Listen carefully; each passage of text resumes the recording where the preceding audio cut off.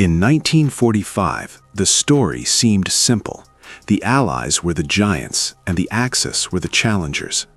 We are told that the Axis powers never stood a chance, that they were simply crushed by the sheer weight of American steel and Russian manpower. But looking back from the safety of history is dangerous. Because in 1940, that inevitable victory was a myth. When France fell in June 1940, the geopolitical map broke. The combined GDP of the British Empire stood alone against a German-controlled Europe that was suddenly richer.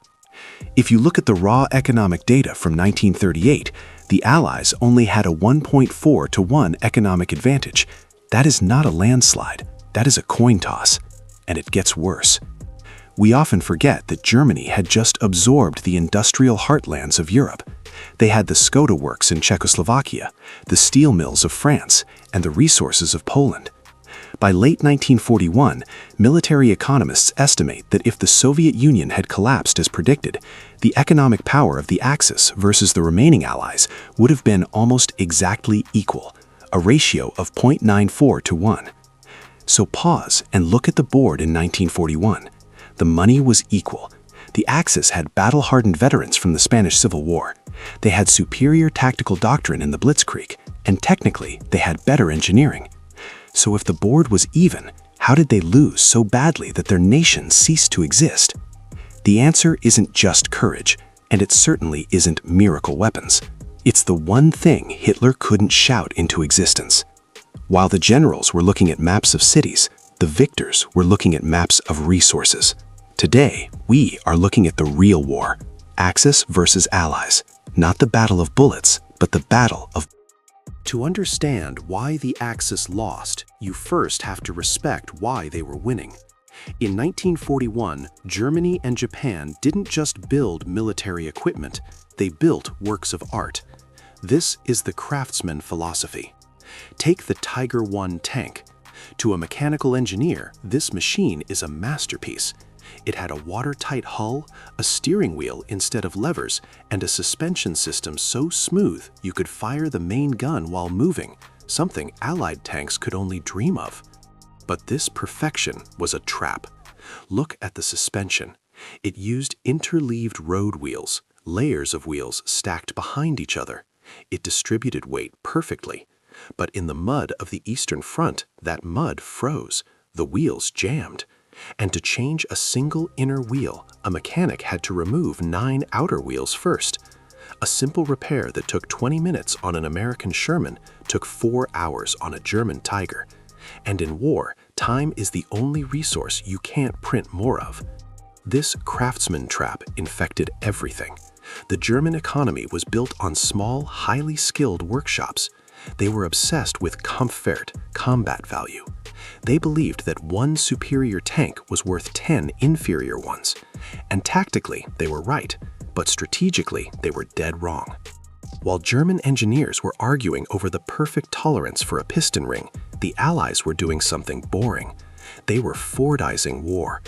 The United States wasn't interested in perfect, they were interested in enough. At the Ford Willow Run plant, they didn't build planes like planes, they built them like cars.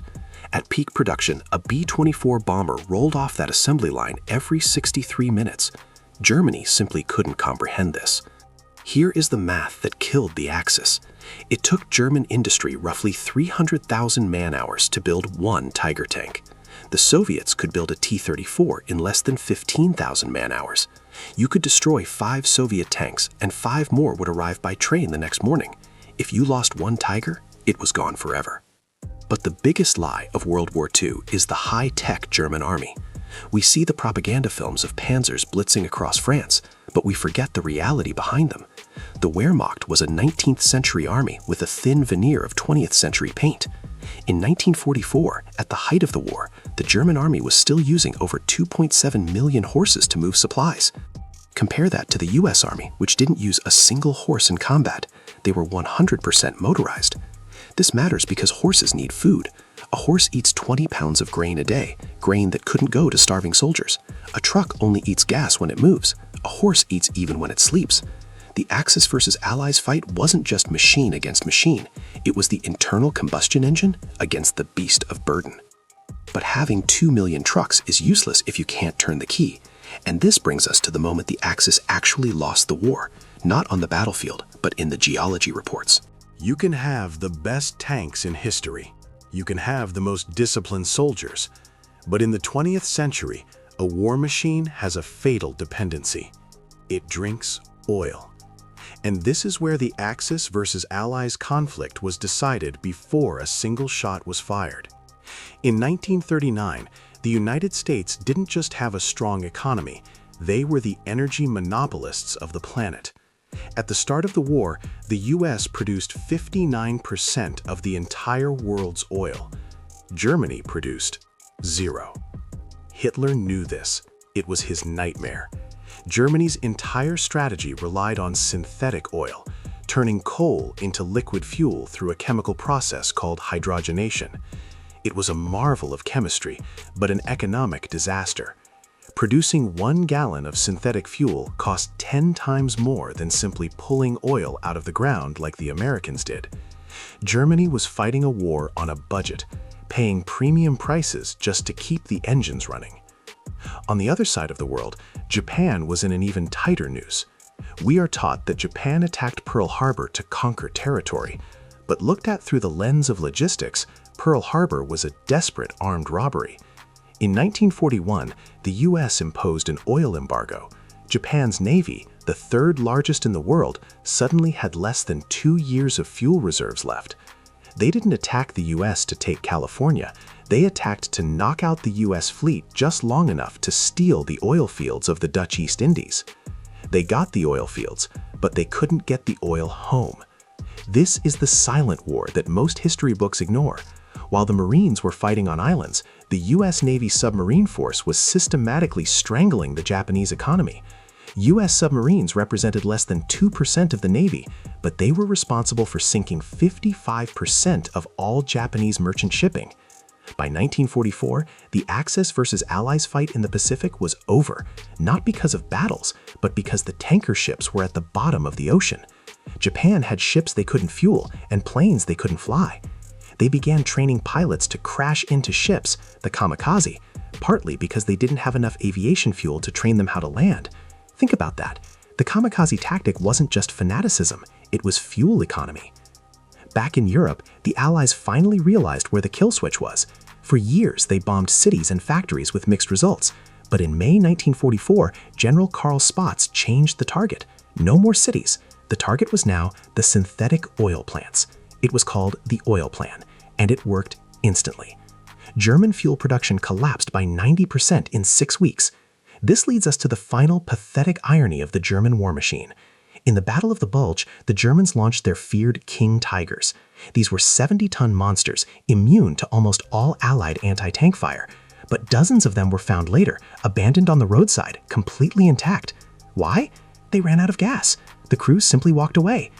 The most advanced tank in the world becomes a 70-ton paperweight without fuel.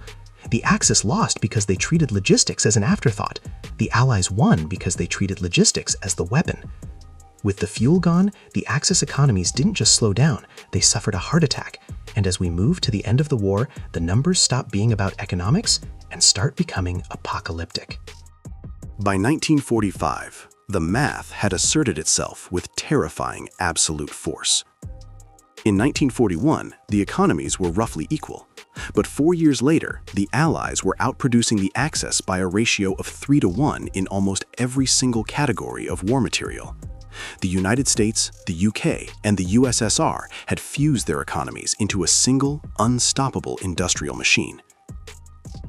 Germany and Japan tried to win by sprinting.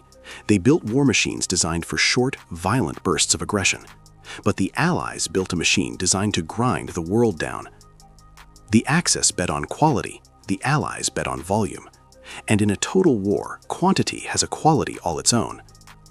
By the time the Allies crossed the Rhine, they didn't just have better supply lines, they had all the supply lines. There is a debate among historians about the atomic bomb. Was it necessary? But if you look at the logistics, the dark truth emerges. By August 1945, Japan was already dead. Its factories were silent, its ships were sunk, its people were starving. The blockade had worked. The math of war had already strangled the empire before the Enola Gay ever took off. The bombs were just the final punctuation mark on a sentence that logistics had already written. The lesson of the Axis versus Allies conflict is brutal, but necessary.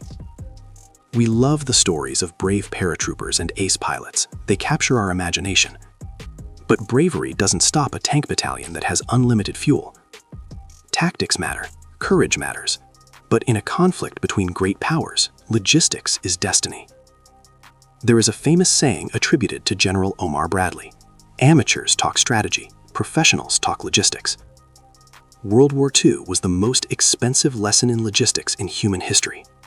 And the bill was 70 million lives. If you want to see exactly how the United States achieved that impossible production miracle, specifically the insane engineering behind the B-24 bomber factory, click this video right here. It is a story of American industrial genius that you have to see to believe. I'll see you there.